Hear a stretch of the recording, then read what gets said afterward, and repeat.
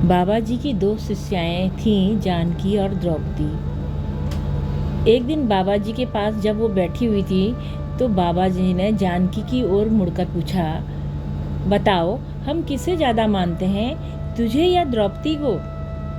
क्यों बाबा, आप तो हम सभी को बराबर प्यार करते हैं। जानकी ने मधुरता से उत्तर दिया। नहीं, हम द्रौपदी को ज़्यादा मानते हैं, बाबा बोले। बाबा के इस कथन से जानकी को बड़ा बुरा लगा। उसके मन में आया कि जब वो बाबा की कृपा नहीं प्राप्त कर सकती है तो क्यों ना आश्रम छोड़ दे। वो उठी और वृंदावन बाजार की ओर चल पड़ी। उसके मन में ये प्रश्न बराबर उठता रहा कि ये कैसे गुरु हैं जिनके मन में भेदभाव की भावना भरी हुई है, लेकिन वह निश्चय नहीं कर पा रही थी कि आखिर वो जाए तो जाए कहाँ, उसे कहाँ शरण मिलेगी।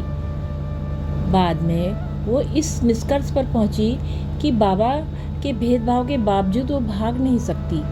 उसे बाबा की सेवा और गहराई से करनी चाहिए। लगता है उसकी भक्तिभाव और सेवा में ही कुछ कमी रह गई थी।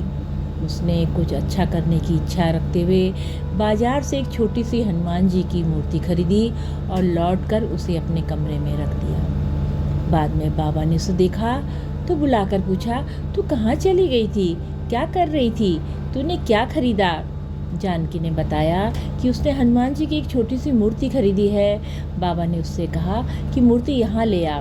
जानकी वो मूर्ति लेकर बाबा के पास गई और बोली, बाबा ये ले लीजिए। बाबा ने कहा, हाँ, ऐसा करने की प्रेरणा ही दी थी बाबा ने। इस घटना के दूसरे दिन जानकी के मन में इच्छा हुई कि हनुमान जी की एक छोटी सी मूर्ति उसके पास होनी चाहिए। बाबा ने हनुमान जी की मूर्ति जानकी को लौटा दी, जो वह बाजार से खरीद कर लाई थी और जो बाबा ने ले ली थी।